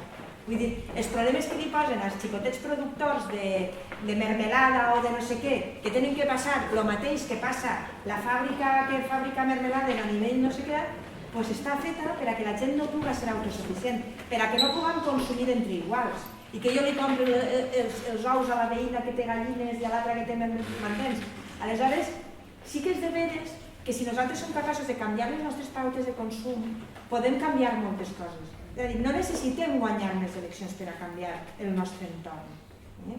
Pues anant a comprar, per exemple, anant a comprar a l'igual, al del xicotet comerç, al que estan fastidiant a més en les grans superfícies, anant a autoconsums, el que passa és que com això sí ja s'estava veient que molta gent anava a l'autoconsum, han dit, te'l talle, privatitza el sol, perquè el que han fet és privatitzar el sol, com si fos d'ells. I aleshores, aquestes són les coses que nosaltres, el primer que hem de canviar quan tinguem la influència suficient per canviar-la, i és que tu te pugues posar una plaqueta i no tingues que pagar el peatge a ningú, perquè efectivament el sol és de tots i la placa te l'has pagat tu i no estem en un sistema de lliure mercat. Jo me compro la placa, me la col·loque, això no era lliure mercat i lliure competència. Què passa? Que tenen que protegir a Iberdrola front a qui? Front a mi? A tu? Quina por mos tenen, no? Per això també mos té que empoderar, perquè si mos tenen tanta por és que perquè tenim molt de poder. Així és que també hi ha una manera positiva de veure-ho. Mos prohibeixen aquestes coses perquè tenim poder i per tant aprofitem-lo. Això en qualsevol cas està denunciat. Aquesta normativa va en contra de totes les directius de la Unió Europea. I això està denunciat i jo suposo que tindrem una sentència en tribunals europeus d'ací uns quants anys i serà favorable. Però com tot això valent, el que hem de fer és ser nosaltres que legislem i canviar això, no? Òbviament, perquè és una autèntica aberració i a més així ens ha tocat molt, perquè era una de les línies, diguem-ne, de fugida de la crisi al País Valencià, era treballar en aquest sector, no? I estava funcionant, tu coneixeràs, i bueno, acaba com acabar, no? Respecte a la conscienciació, a mi m'agradaria comentar una anècdota personal, val? Jo soc soci de Som Energia, que és una cooperativa que distribuïm, i clar, ho vaig fer perquè fèrem una xerrada, em van convèncer, crec que tenen bones idees, és també una actitud, no? D'enfrontar-se a les grans empreses, i a més està creant un grup d'insubmissió solar, val? És a dir, mire, així som, si vas tu a soles probablement acabaràs en Picassent, però si anem dos, vinga, aquí tenim les nostres plaques solars, vinga i detenga. I clar, quan a mi m'arriba el rebut de la llum, a banda de que he de pagar, me guitgen la cartilla. I jo no estava acostumat a això, que em diguen, vostè està consumint molt malament, està consumint tant, no està sent eficient, ha gastat més del seu entorn, no sé quantos. I dius, o sigui, al damunt de que paguen m'entenen que... Però no, això és la línia dels que pensem que consumir implica consumir amb responsabilitat. Probablement, si jo fora d'Iberdrola i cada mes consumira més, acabaríem donant un premi, molt bé, vostè està gastant més i pagant més, no? Però des d'un criteri de consum eficient, de consum responsable, aquesta mentalitat s'ha d'anar canviant. Però com tu comentes, la meva visió personal és que estem començant i que el camí encara és el de l'endosado, el buga i el xalet i no sé quantos i tal, no? La despesa per la despesa i per a aquest estatus social. Podem canviar de dues formes, o amb una nova mentalitat, un treball pedagògic, col·lectiu, a poquet i gaudim d'això, de fer-ho, perquè és enriquidor, o de la batacà que s'anem a pegar, no? Jo preferiria la primera. Sí.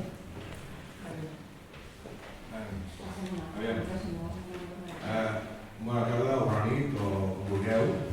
En primer lloc, felicitar a Jordi Sebastià per ser elegit en unes primàries històriques per la coalició i des de més que n'aprenguin a fer primàries. En primer lloc això. Després, una cosa, per mi és una crisi, però és una crisi a Isabel també, Isabel també, que la conec personalment, ja sé que la Paipota té molta raça.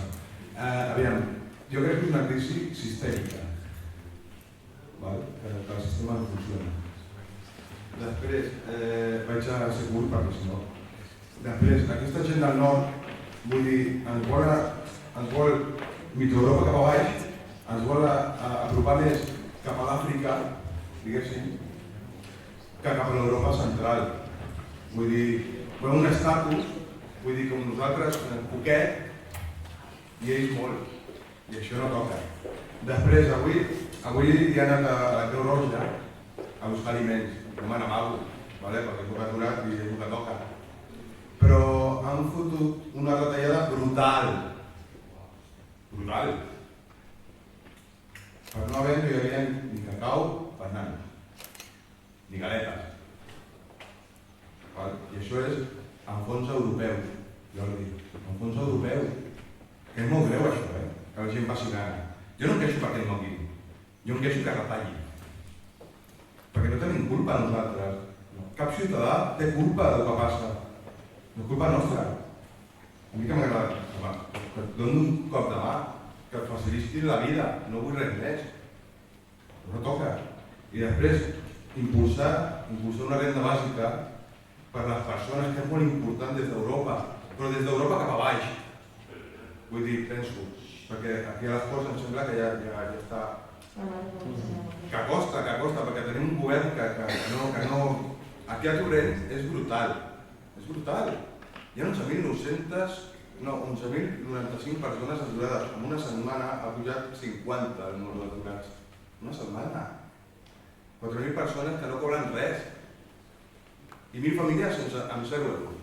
Què fan aquesta gent? Això són... Vull dir, tu mires a mi i dius, ostres, quina putada, però ho sents de debò. La resta, no ho sé, perquè té un càrrec públic i jo soc el puto amo i tu ets un ciutadà i punto. I res més, i perdoneu, però és el que penso. Gràcies. Gràcies.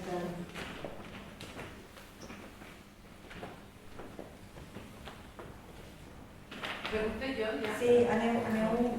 Jo volia saber quin argumentari es pot utilitzar aquí després de tanta decepció com a ciutadans en els poders que hem tingut per a persones que ja es neguen a què se li pot dir a un que ja està fart, que ja no vol ni anar?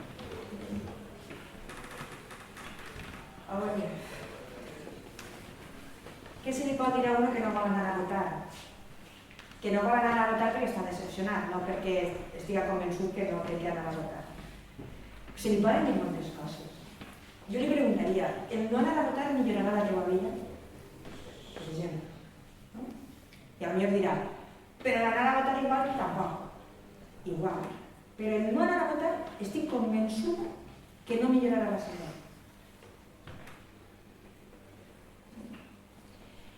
Els ciutadans es pregunten poc, no?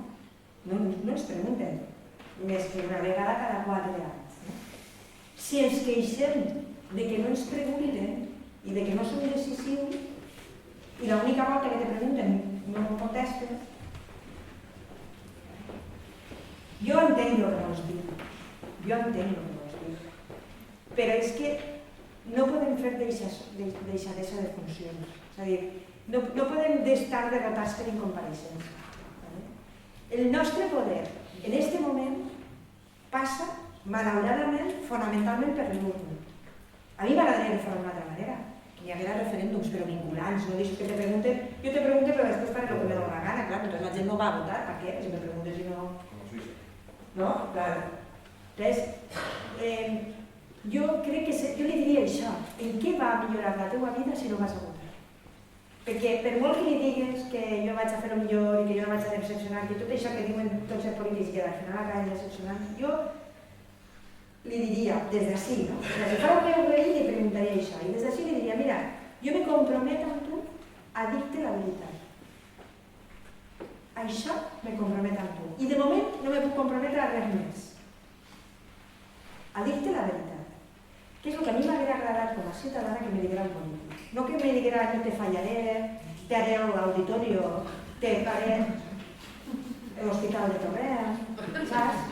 A mi m'hauria agradat que un polític m'haguera dit jo te vaig a dir la veritat i ho haguera fet.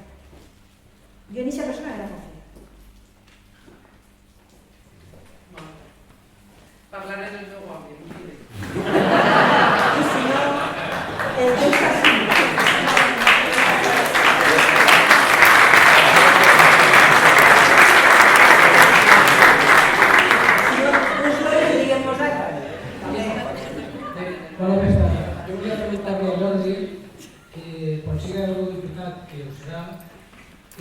Com va viatjar?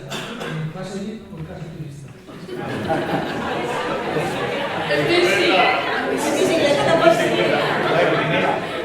Primeras, l'altre dia me va preguntar una periodista que si me volien arribar en bicicleta al Parlament Europeu com va fer Baldo a les Corts Espanyoles.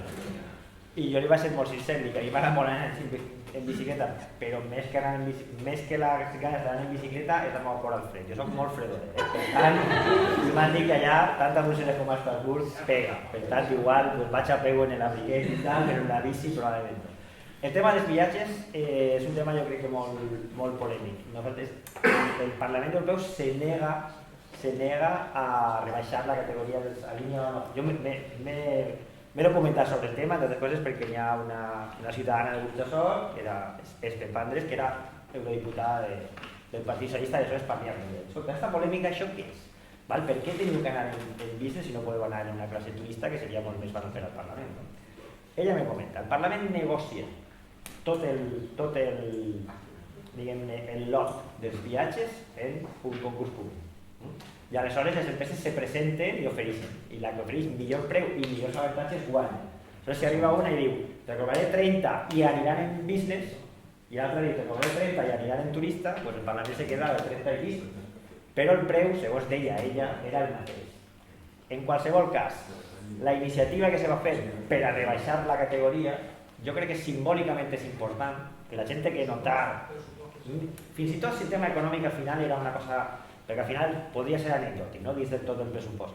Però el fet que l'eurodiputat estigui al teu costat en la classe normal, turista, és molt gran, no? Això de trobar-te allà i de que et doni la cara i de que ja que tens que viatjar no tens per què anar a lluny d'això. Per tant, jo intentaré que el Parlament torni a aquesta iniciativa i que se doni la llibertat. És a dir, escolta, jo vull anar en turista i vaig, i punt, i ja està.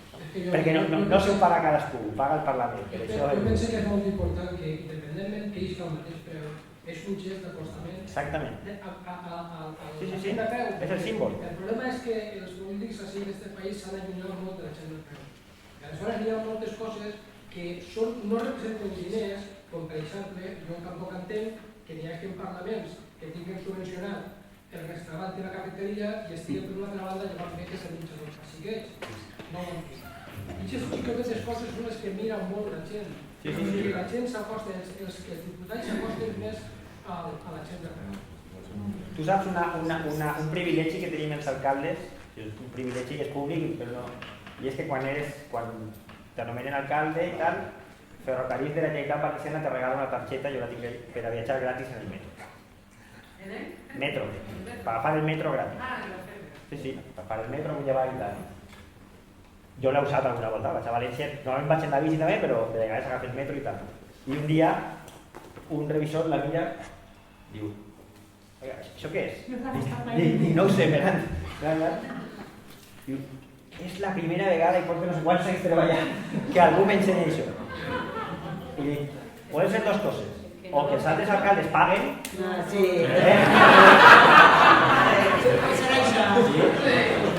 o que no van en metro. Quan te l'envien Ferrocarrils te diu, li regales targeta per a que faça ús del metro, per a que la gent veja que les autoritats poden anar, pues, naturalment, no? Com no van demanar en el metro? Pero una semana Chute también, María José Catalá estaba convidada a una estación corriente de la Casa de la Dona y ella vio a 100 metros de la Casa de la Dona que estaba planificada carrera en el coche oficial. El carril de la Alpina a la Casa de la Dona de correr 100 metros, otra vez. Es que igual se escalda.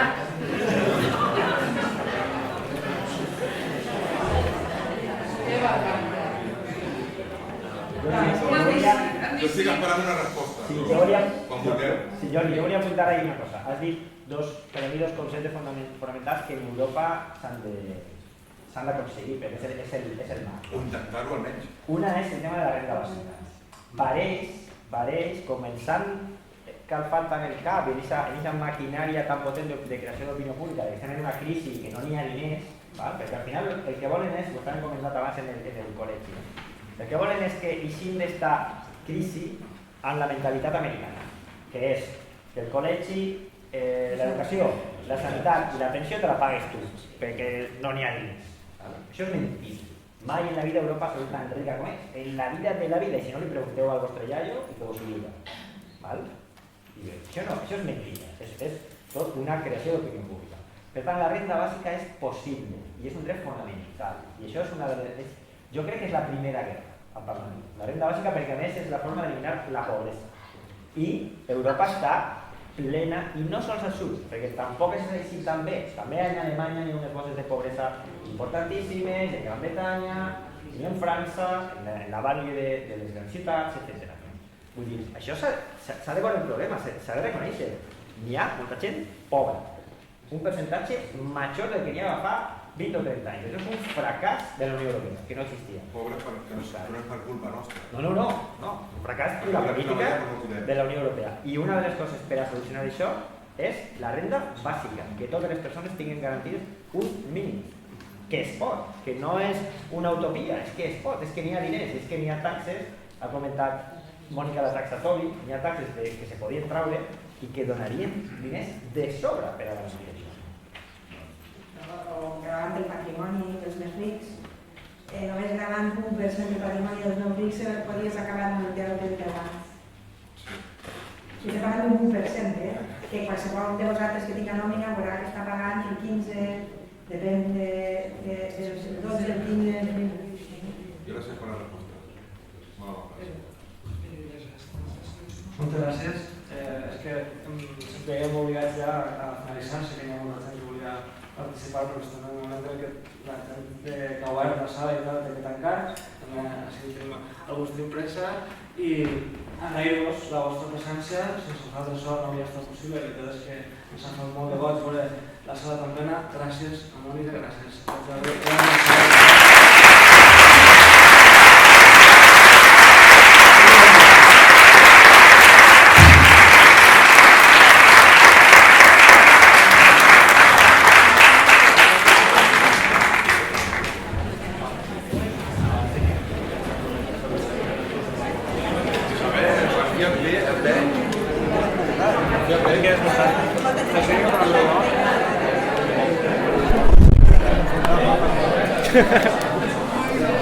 Això no pareix això del caso paranormal. No tinc ni idea, no es nego.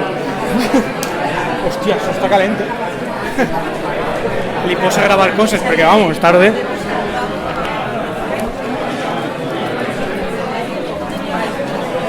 ¿De qui és? ¿Quién? De Pau. Pau.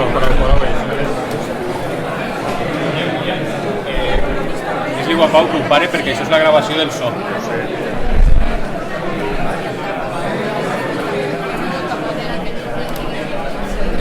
No, ara ho mirem perquè hi ha que despatxar això.